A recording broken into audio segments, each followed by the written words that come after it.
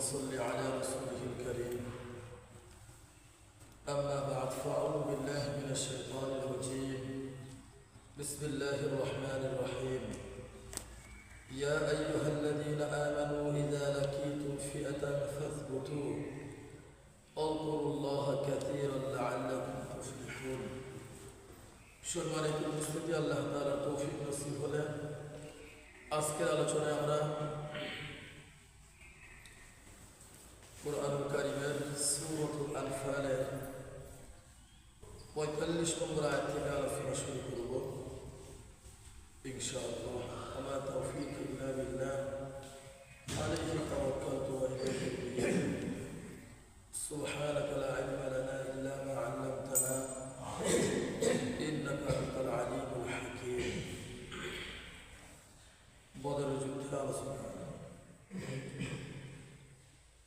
আল্লাহ সুবহানাহু ওয়া তাআলা বদরের যুদ্ধে এর আগের আয়াতগুলোর মধ্যে কিভাবে সাহায্য করেছিলেন তার একটা চিত্র বর্ণনা করেছেন। এই পর্যায়ে এসে আল্লাহ সুবহানাহু ওয়া তাআলা ঈমানদারদেরকে উপদেশ দিয়ে বলছেন, ইয়া আইয়ুহাল্লাযীনা আমানু, হে ঈমানদারগণ,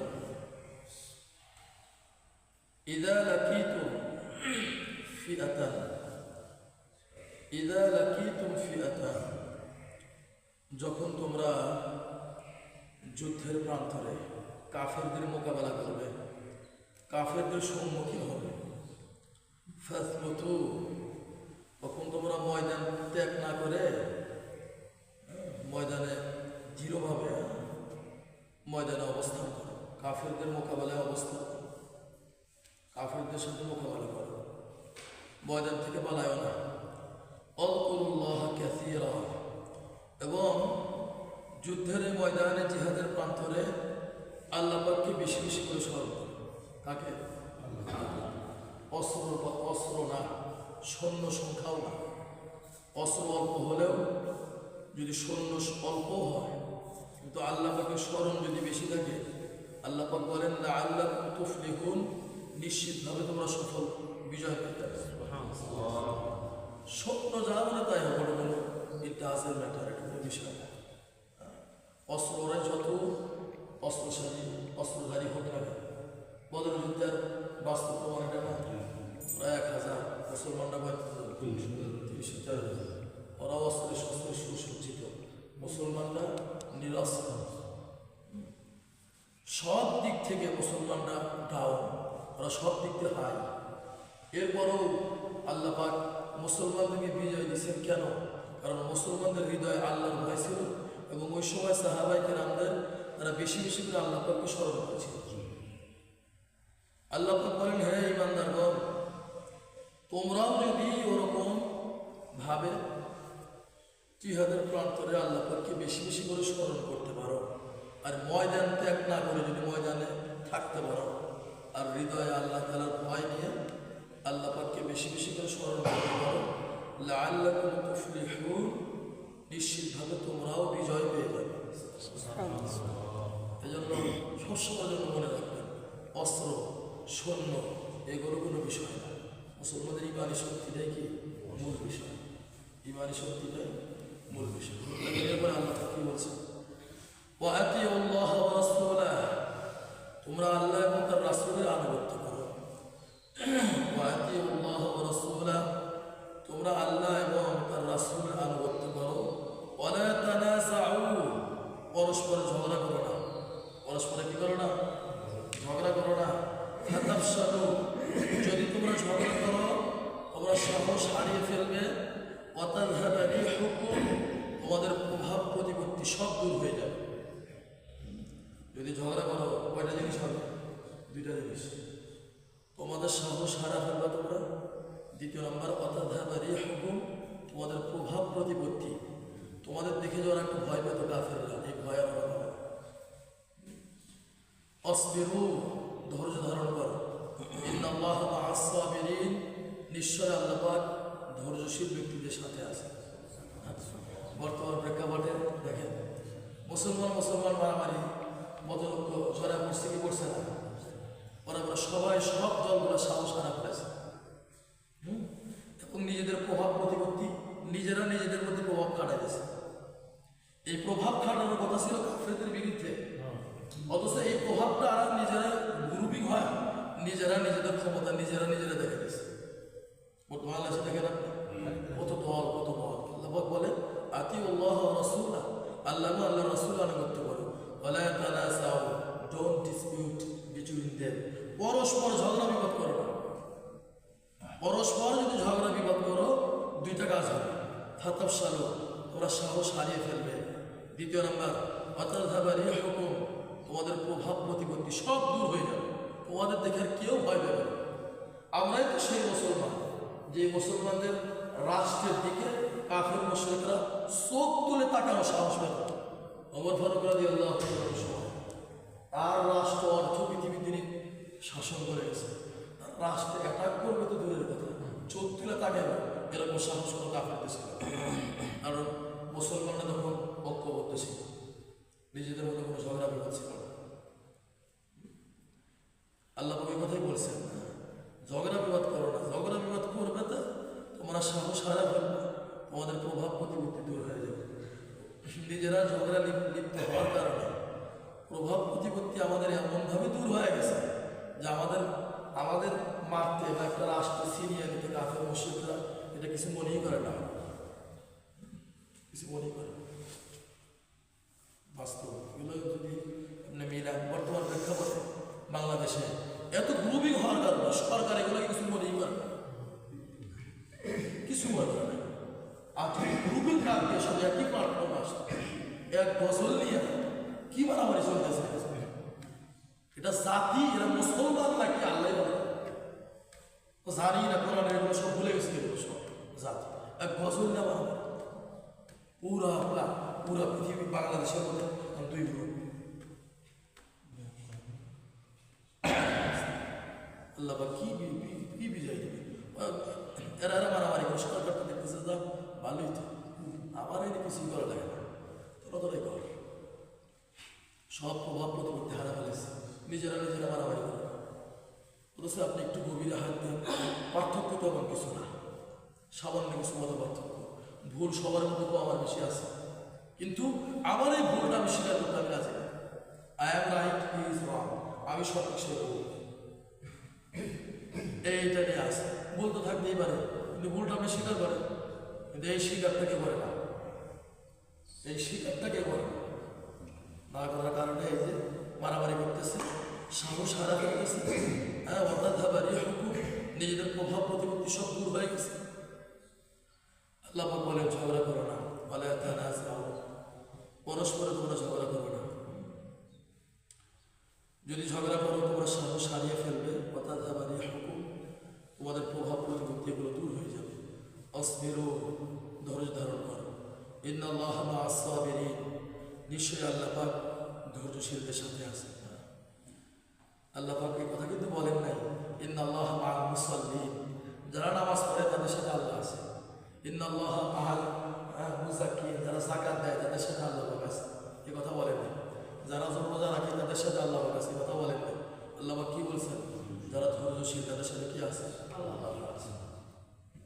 ধৈর্য নাই মানুষের মধ্যে, ধৈর্য হারা হয়ে গেছে।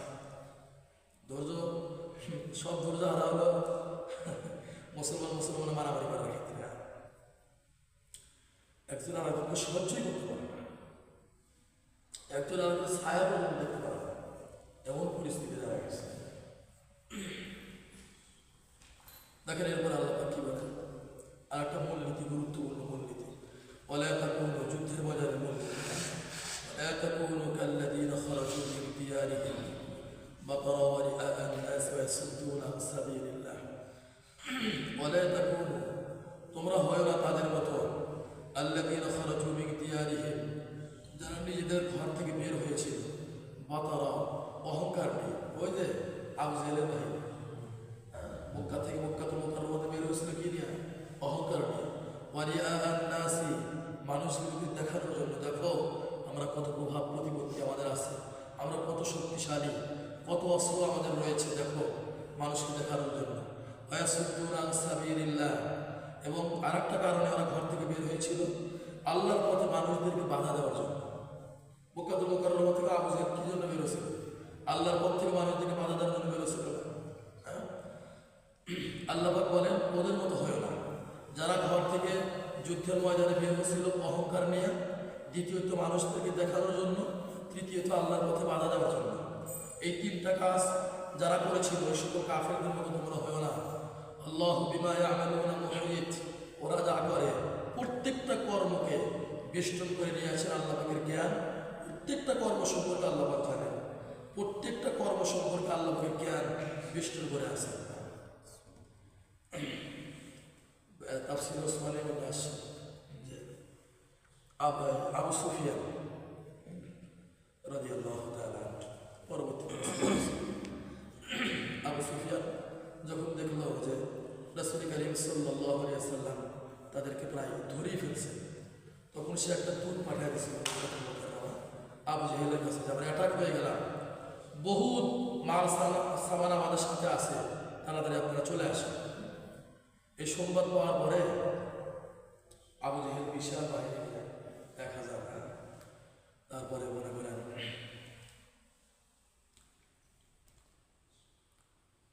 নর্তকী আছে নারীরা, এসব নারীদেরকেও নিয়ে আসে, যারা গান গাবে আর আমরা যুদ্ধ করবো, মদ তদ সব নিয়ে আসে বদরের যুদ্ধে।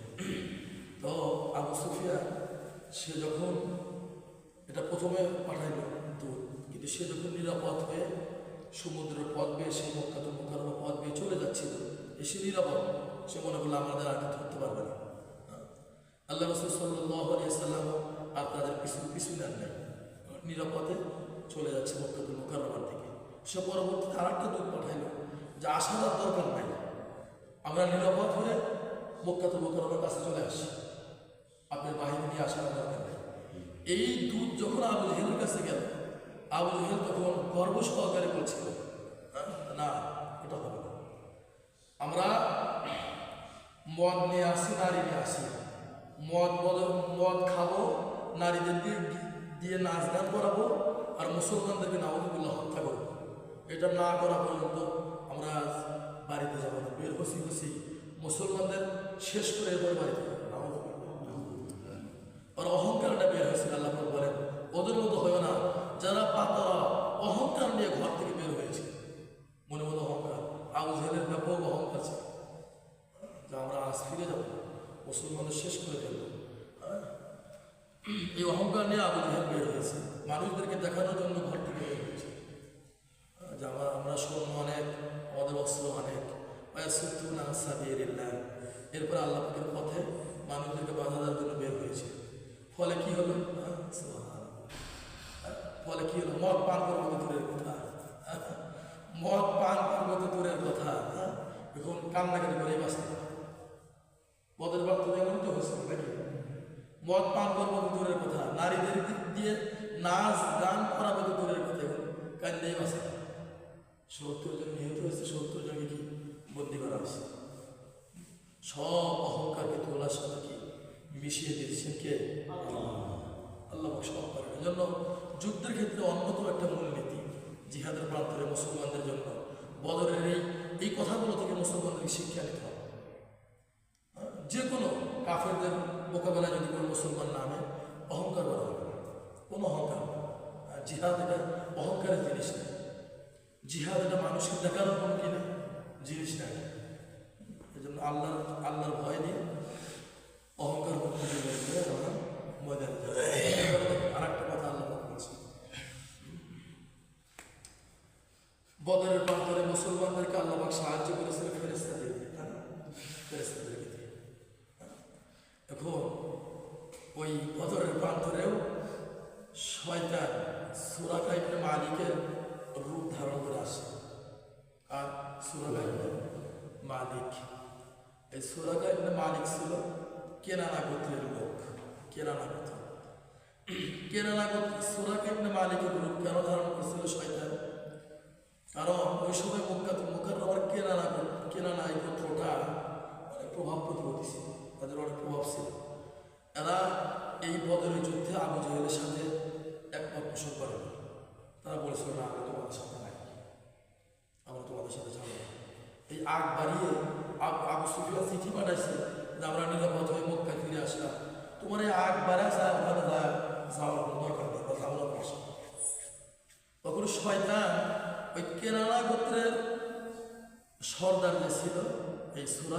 মালিক তার আকৃতি ধারণ করে আসছে, এসে আবু জেহেল এবং অন্যান্য লোকদেরকে সাহস যোগাইতেছে, আমরা আসি, মানে শয়তান এসে বলতেছে ভয়ের কারণ নাই, তুমি হয়তো মনে মনে চিন্তা করতেছো যে কেনানা গোত্র আমাদের সাথে আসে নাই, তাহলে আবার পরবর্তীতে আমাদের কোনো সমস্যা হয় কিনা, অসুবিধা নেই, আমি কেনানা গোত্রের নেতার আকার ধারণ করে এসে বলতেছে অসুবিধা নেই, যে আমি তাদের পক্ষ থেকে আসি, যুদ্ধে দেখা করো।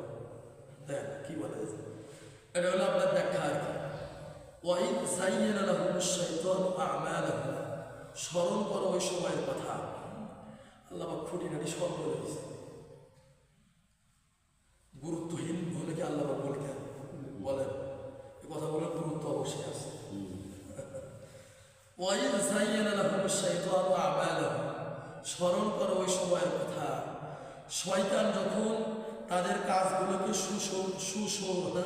সুসজ্জিত সুন্দর করতেছিল না, মানে শয়তান সাথে দেখে ওদের কাজগুলোকে কি আরো সুন্দর করে পেশ করতেছে, যে কি বলতেছিল, অকাল আলা গালিবা লাকুম আল-ইয়াউম মিনান নাস, শয়তান বলতেছিল এই আজকে তোমরা এত সৈন্য সংখ্যা, তোমাদের এত অস্ত্র, আজকে তোমাদের এই দিনে কেউ কোনো পরাজিত করতে পারবে না, তোমরাই বিজয় আছে।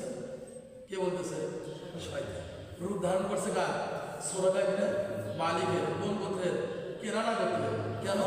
কেনানা গোত্র বলছিল আমরা এই যুদ্ধে যাবো না, তখন ওই গোত্রের লিডাররা আকার ধারণ কাছে বলতেছে অসুবিধা না, আমি আসছি ওই গোত্র থেকে, কোনো ভয় নাই, আজকেই তোমরা বিজয় হবে, তোমরা সৈন্য সংখ্যাও অনেক, অস্ত্র শস্ত্রও অনেক, আজকে কে আছে তোমাদের বিজয় লাভ করতে পারে?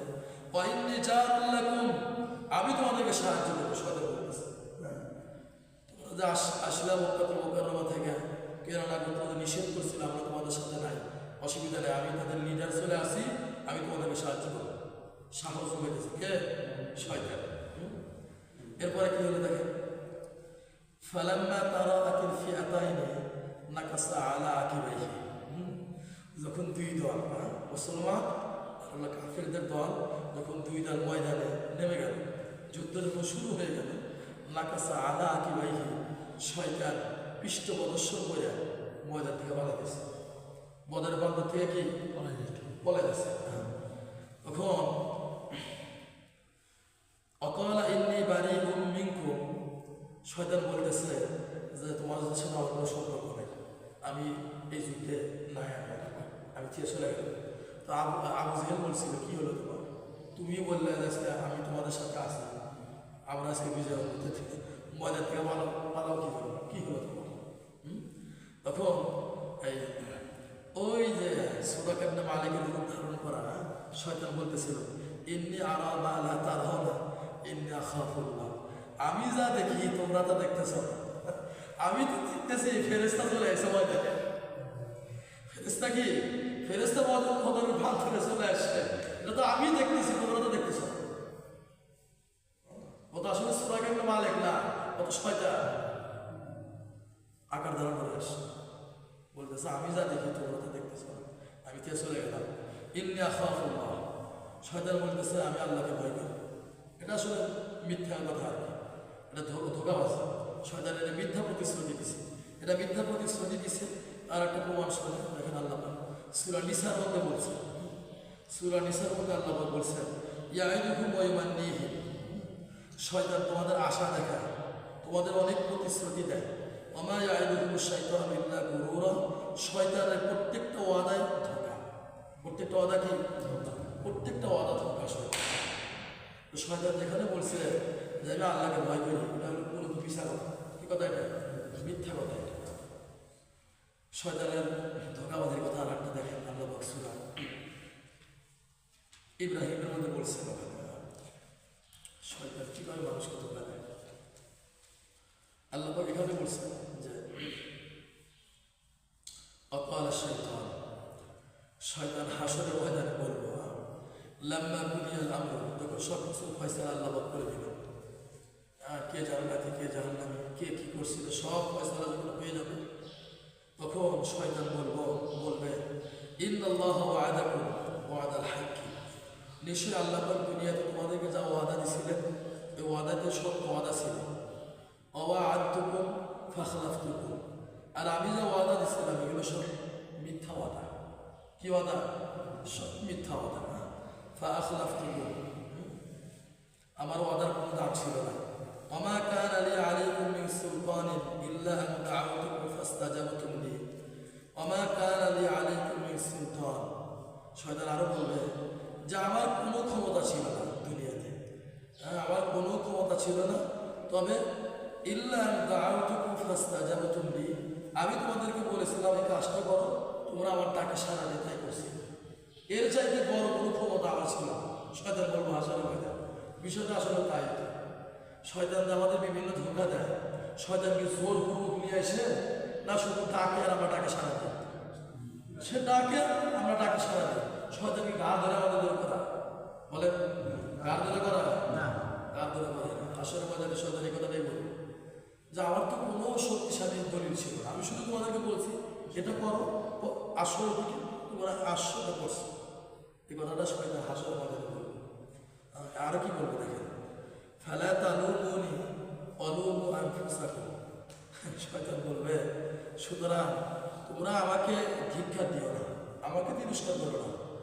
অলুমু আনফুসাকুম, বরং নিজেদেরকে ধিক্কার দাও, নিজেদেরকে কি করো? ধিক্কার দাও। এবং শয়তান আরো বলবে মা আনা বিমুসরিখিকুম ওয়া মা আনতুম বিমুসরিখি, আজকের এই দিনে আমিও তোমাদেরকে সাহায্য করতে পারবো না, তোমরাও আমাকে সাহায্য করতে পারবো না।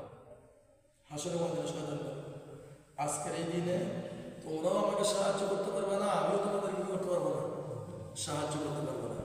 ইন্নী কাফারতু বিমা আশরাকতুমুনি মিন ক্বাবল, শয়তান আরো বলবে দুনিয়াতে আমি যা ওয়াদা দিছি, যত প্রতিশ্রুতি আমি তোমাদেরকে দিছিলাম, সব প্রতিশ্রুতির কথা আমি আজকে অস্বীকার করতেছি। সব কি করে বসবে? অস্বীকার করে বসবে।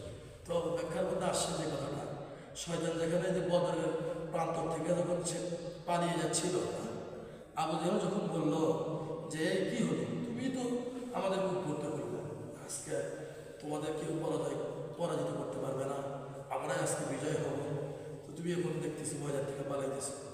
শয়তান তখন কি বললো যে আমি যা দেখি তোমরা তা দেখো না, আমি তো দেখতেছি জিবরাইল আলাইহিস সালাম, মিকাঈল আলাইহিস সালাম সব ফেরেশতা ময়দানে চলে আসে। এক জিবরাইল আলাইহিস সালামের এক ডানা একটু পরিমাণে ডানার শক্তি কিলো সুবহানাল্লাহ।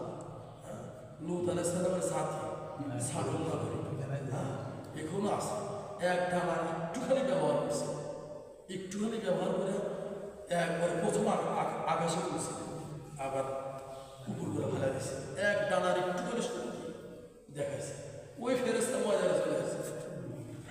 শয়তানরা আমি যা দেখি তোমরা তা দেখো, আমি তারা দেখছি আগে। ইন্নী আখাফুল্লাহ, আমি আল্লাহকে ভয় করি। এটা মিথ্যা কথা, এটা মিথ্যা বলছে। ও শয়তানকে আল্লাহকে ভয় করে না, মিথ্যা প্রতিশ্রুতি দিয়েছে। আল্লাহু শাদীদুল ইকাব, আল্লাহ বলেন যে আমার শাস্তি বড় কঠিন। আল্লাহর শাস্তি কি? বড় কঠিন, বড় কঠিন শাস্তি আল্লাহ। তো থাকে পর্যন্ত থাক, রুকু শেষ। আল্লাহ সুবহানাহু ওয়া তাআলা বদরের যুদ্ধের অনেক কথা এই সূরা আনফালের মধ্যে আল্লাহ বলছেন, এমনি এমনি বলছেন। এরকম যুদ্ধ বহুত হবে মুসলমানদের সাথে। মুসলমান এই নীতিগুলো যদি ফলো করে, এই নীতিগুলো যদি ফলো করে চলে, মুসলমানের কোনোদিন পরাজয় করবে না, কোনোদিন পরাজয় করবে না। আল্লাহ এই কথাই বলছেন, সামনে আরও আসবে হুনাইনের যুদ্ধের কথা আসবে, যে হুনাইনের যুদ্ধে মুসলমানদের সংখ্যা সবচেয়ে বেশি ছিল, সংখ্যা সবচেয়ে বেশি ছিল। যখন ঘর থেকে বের হয়েছে তখন মুসলমানরা দেখেন কি বলতেছিল, মুসলমানরা বলতেছিল যে বলতেছিল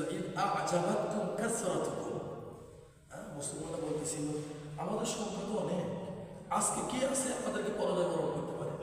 যে কথাটা শয়তান বলা ছিল বদরের প্রান্তরে কাফেরদের মাধ্যমে, আর হুনাইনের যুদ্ধে অনেক সাহাবী কথা বলছে যে আজকে তো সংখ্যা আমরা অনেক, আজকে আমাদের কেউ পরাজিত করতে পারবো না। কিন্তু হুনাইনের যুদ্ধে কাফেররা এমনভাবে অ্যাটাক করছে, মুহূর্তের মধ্যে মুসলমানরা সৈন্য বিচ্ছিন্ন হয়ে গেছে। ওরা আব্বাস রাদিয়াল্লাহু তাআলা এত জোরে ডাক দিচ্ছেন, কে কোথায় যাচ্ছ, ময়দান ছেড়ে কোথায় যাচ্ছ? রাসূল কারীম সাল্লাল্লাহু আলাইহি ওয়াসাল্লাম কোনো ময়দানে আছে, তোমরা কোথায় যাও? পরে ঢাকে সারাটা পরে আবার ময়দানে আসে, পরে আল্লাহ ঠিকই বিজয় দিয়েছে। সৈন্য সংখ্যা ইট ডাজেন্ট ম্যাটার, এটা কোনো বিষয় না। লাগবে হলো আপনার ইমানই বল। কি লাগবে ভাই? ইমান বল, এটাই মূল বিষয়। আল্লাহ ভাই কথাটা বারবার স্মরণ করে গেছে। পুরো আপনার এই সূরা আনফাল আর সূরা তওবা মিলে এই একই আলোচনা।